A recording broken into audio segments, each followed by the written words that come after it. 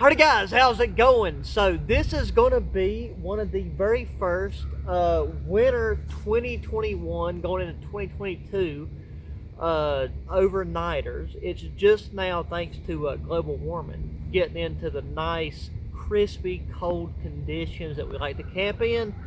And I thought to start out with, we're going to do a backyard video for a tent that I've had for about 12 years.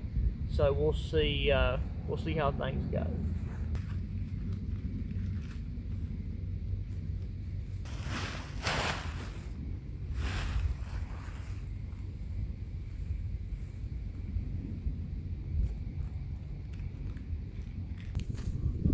Okay, so I got that pole together, and this pole right here is all together except for this one section that it seems as though the last time that I used it, it ended up breaking off into the inside of this piece.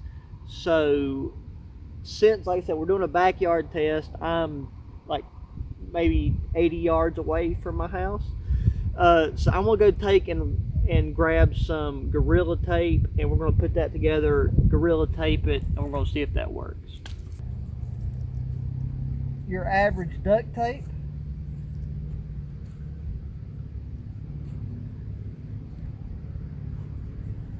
We're going to feed the main one first.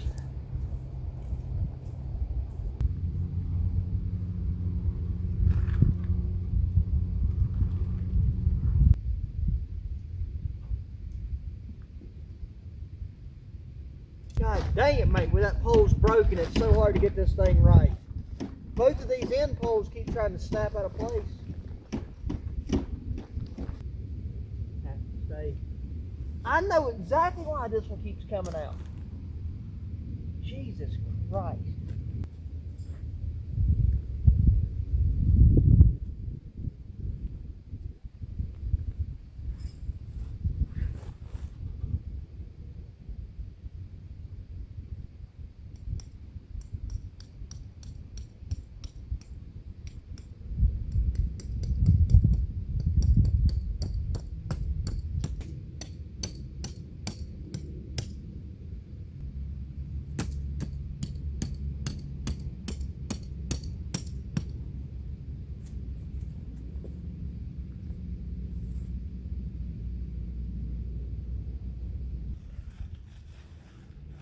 Oh yeah, hey, by the way, before I put that on there, let me show you something.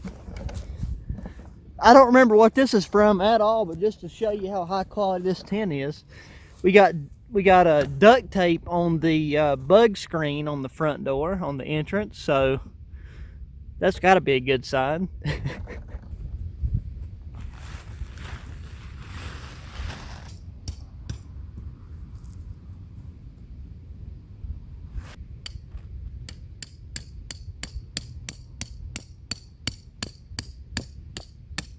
A 3-season tent.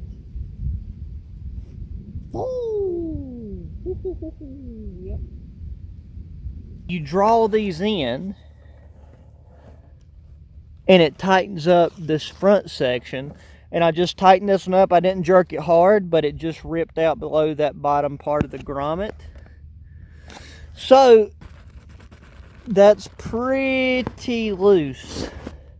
And if I tighten that any further, it's probably going to rip that all the way up that seam. And since we're close to the house and weight is not an issue whatsoever, I've got my World War II styled down sleeping bag with the cotton canvas water repellent cover, and my inflatable sleeping pad, which actually folds up very tiny.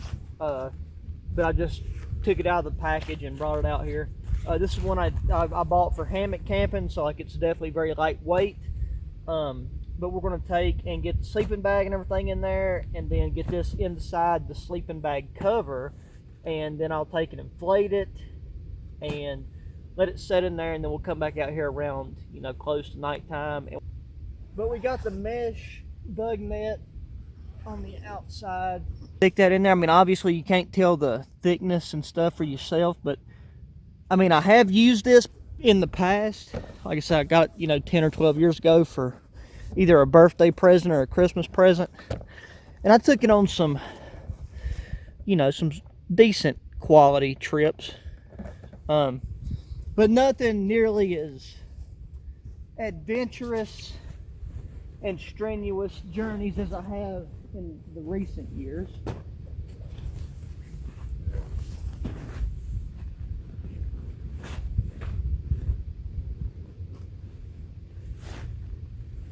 And now in order to fit in it, I have to take and put it at a diagonal because I can't fit in it lengthways, because if I try to sit in it that way, well, my feet are at a corner and then my head's at a corner.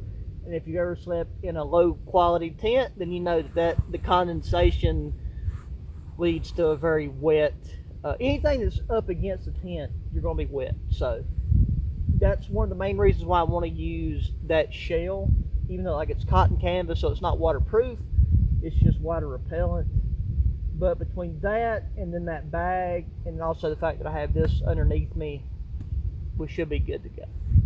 But I'm going to take and blow this up now and then insert that into that shell. I really wish I could have found this in a different pattern, but oh, it's not that bad.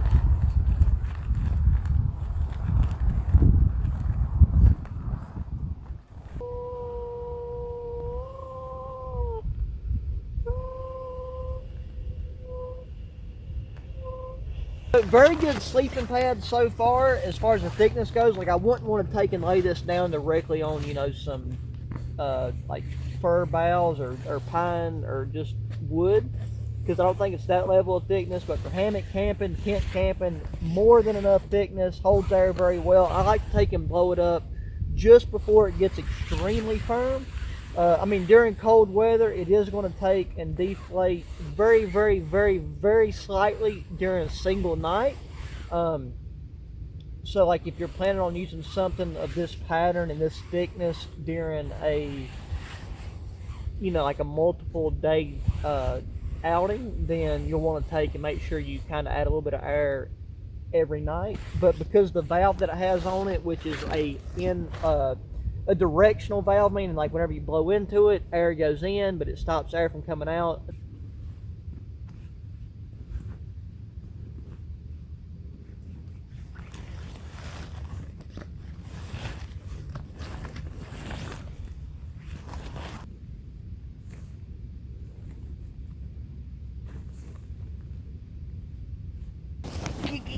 Okay, so I've got the pad in the sleeping bag cover, the sleeping bag in the sleeping bag cover. If you don't know what the World War II style sleeping bag cover and bag looks like, this is the mountain bag, which is actually good down to around 0 degrees Fahrenheit, to my understanding, my research. You know, over time, this one was almost new condition, like slightly used. It has no imperfections. The bag has no imperfections. It's lost hardly no feel. Every now and then, like, there's a little peak sticking out right there. Every now and then you have a down feather come out. That's how you know it's definitely genuine, is if you have actual down feathers coming out. And in comparison to the price of other down bags, this thing right here is like 1/20th of the cost, depending on where you find it. Tent is going to do during the wind that's supposed to come in. It's just about 15 miles an hour, but with like the broken poles that this tent has and like the mismatched stakes and everything else, I don't know, you know, if it'll be able to take that. And I'm very curious about the floor of the tent, because it's still pretty, it's thick. There's no holes in it from what I can see. And then, you know, this bag right here, considering the rainfall, like this bag is more than enough to protect the sleeping bag, considering that this used to be used the same way that the current four-piece modular military sleep system with like the intermediate bag, the patrol bag, the Gore-Tex, and then the stuff sack used to be used. So I don't know, I'm just curious to see how it works out.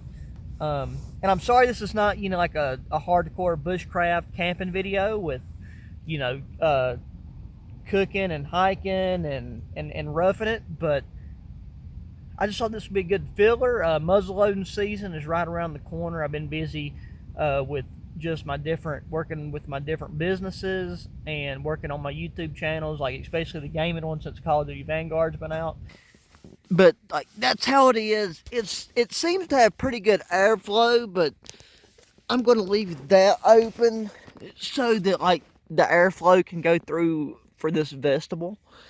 I'm going to take my boots off and we're going to have a good night's sleep regardless. So you guys have a good night, and then I will talk to y'all whenever I wake up. Alrighty, so overall, it was a very good night, man. I slept like a goddamn king, let me tell you. So, like, I brought my boots in. There's the vestibule. I've got that tripod mount. On the inside, I've got this, like I said, I had to take and sleep sideways to bring everything into perspective, but there was a slight drizzle, but there was nowhere near the amount of rain I thought there was going to be. So like there was no moisture on the inside of the tent. And just with this little inside do jig, I ended up being fine. But I don't know, that's probably going to be a very unflattering angle. I'm about to take and lay here and sleep for like another probably 2 or 4 hours and get me a good like 12-hour sleep. So that's going to do it for this video, boys and girls. I look forward to the rest of this winter's adventures with you guys.